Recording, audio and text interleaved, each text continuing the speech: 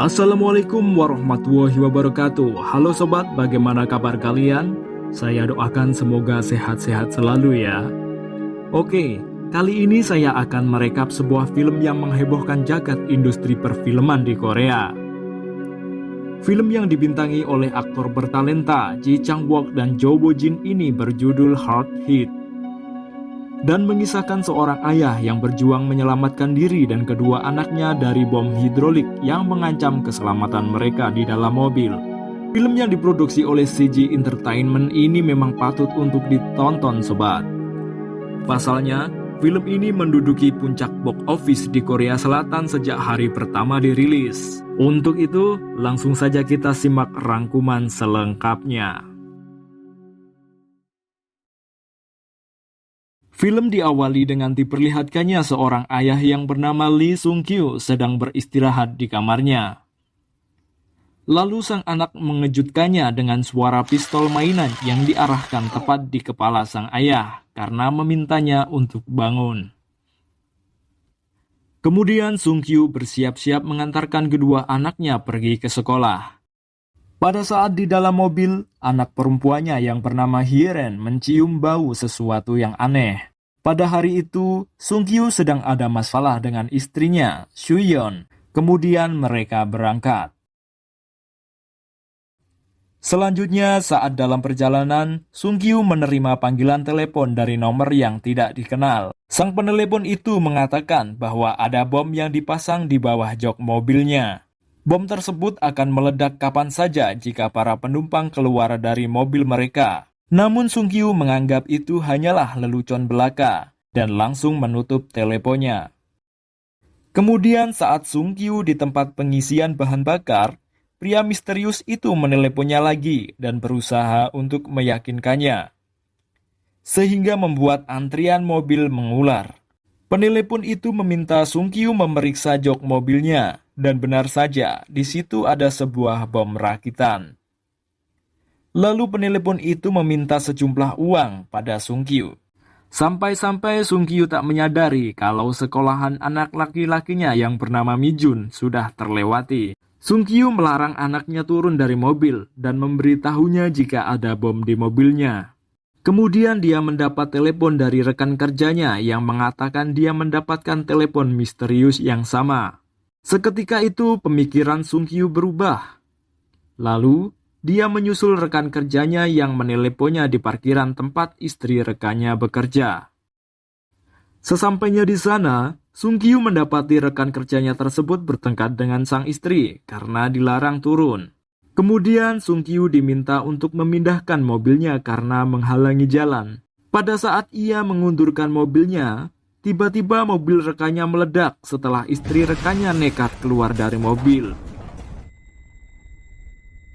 Sung-kyu semakin panik setelah melihat paha anak laki-lakinya berdarah terkena serpihan kaca. Sung-kyu tak dapat berbuat banyak selain panik dan memikirkan solusi. Lalu dia melepaskan dasinya untuk diikatkan pada paha anaknya. Sung-kyu memohon agar anaknya bisa dibawa ke rumah sakit.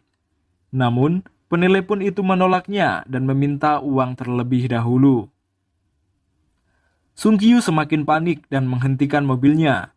Kemudian, penelepon misterius itu malah meminta uang 2 kali lipat dari kesepakatan pertama, karena dia tak berhasil mendapatkan uang dari rekan kerja Sung-kyu yang sudah mati.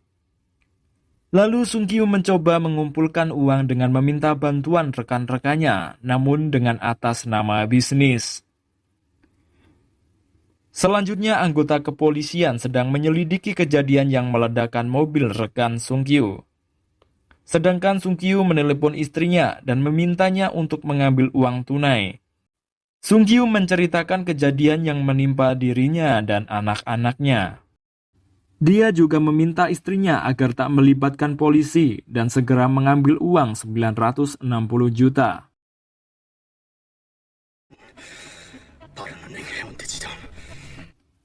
Kemudian Sung-kyu melajukan mobilnya kembali dan berhenti di dekat bank tempat istrinya mengambil uang. Karena penelepon itu melihat istrinya tidak sendirian, dia meminta agar Sung-kyu melarang istrinya tidak memberitahu siapapun. Karena saudari istrinya menghampiri mobil Sung Kyu, penelepon itu meminta agar Sung Kyu segera berpindah tempat.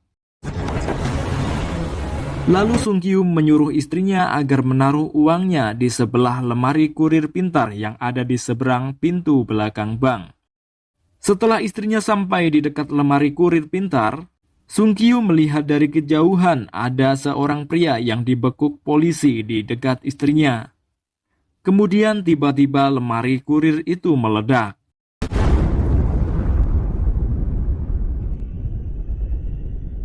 Sung Kyu dan anak-anaknya panik karena mengira istrinya telah tewas. Namun tidak. Istrinya selamat dan menghubungi Sung Kyu kembali. Penelepon itu terus memaksa agar Sung Kyu segera mengumpulkan uang. Selanjutnya, komandan kepolisian melihat mobil Sung Kyu di CCTV sedang berada di dekat tempat mobil rekannya meledak. Begitu pula di dekat ledakan yang terjadi di Yudong. Sehingga mereka mengira Sung Kyu lah dalang di balik kerusuhan yang terjadi. Lalu komandan itu menyuruh anggotanya untuk menangkap Sung Kyu. Kemudian penelepon itu mengecek transferan uang dari Sung Kyu. Ternyata hanya 2,6 miliar yang masuk. Dia pun menanyakan sisanya. Sementara itu, Mi Jun semakin lemah. Kepanikan Sung Kyu semakin menjadi-jadi. Sung Kyu merengek dan memohon pada penelepon itu. Lalu, tiba-tiba sebuah mobil polisi berhenti tepat di depan mobil Sung Kyu. Polisi tersebut minta agar Sung Kyu turun dari mobil. Namun, Sung Kyu berhasil kabur dari polisi itu. Lalu polisi tersebut menginformasikan pada anggotanya agar mengejar mobil Sung Kyu yang sedang kabur. Aksi kejar-kejaran pun terjadi, hingga akhirnya Sung Kyu tidak bisa lolos dan berhenti di sebuah alun-alun dekat pantai.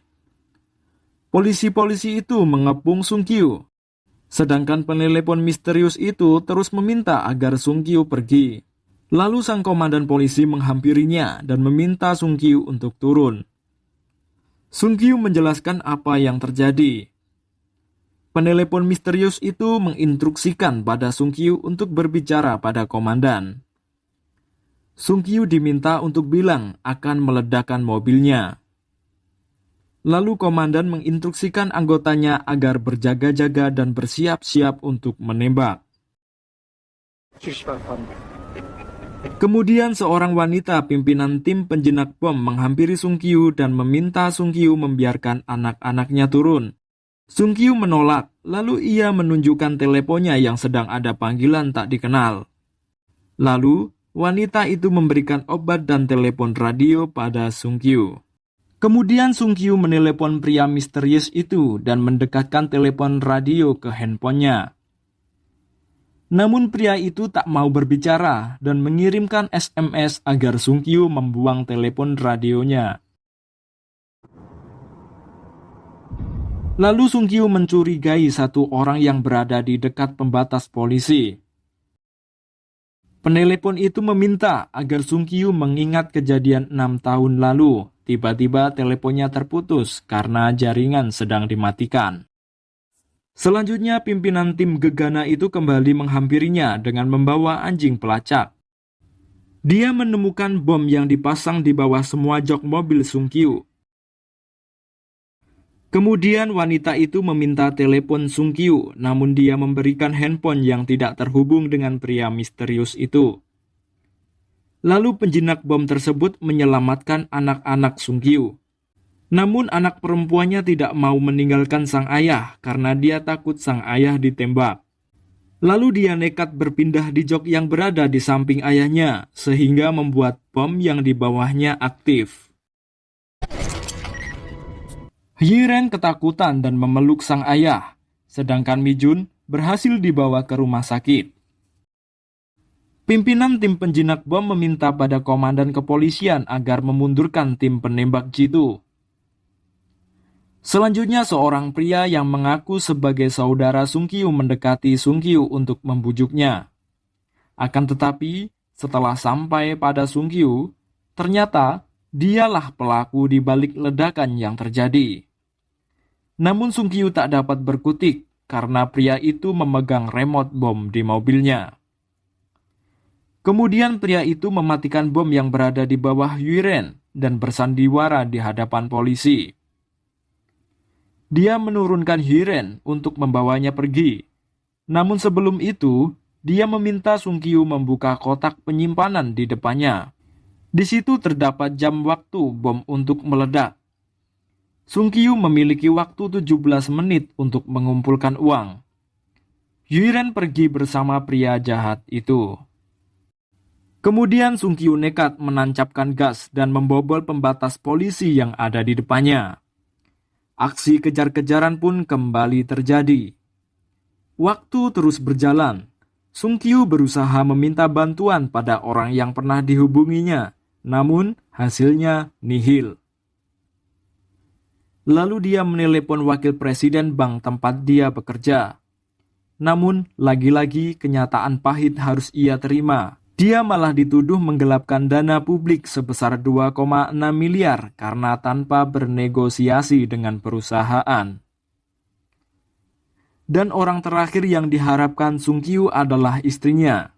Dia menelepon istrinya dan menceritakan keadaan anak perempuannya. Lalu, dia meminta uang pada istrinya sebesar 960 juta won. Kemudian Sung Kyu menelepon pria jahat itu. Pria itu meminta Sung Kyu pergi ke dekat danau. Dalam perjalanan, Sung Kyu mengingat semua kesalahan yang dilakukan 6 tahun silam. 자넨 매뉴얼대로 판 것뿐이지 않나.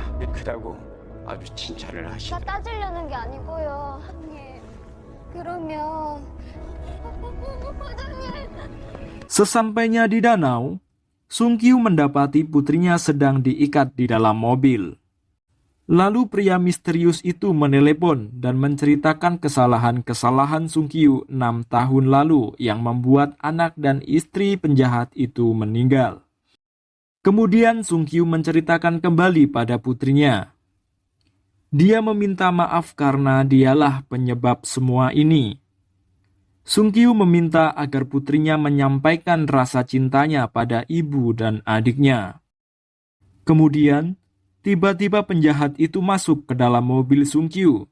Sung Kyu meminta maaf dan berjanji akan memperbaiki kesalahannya.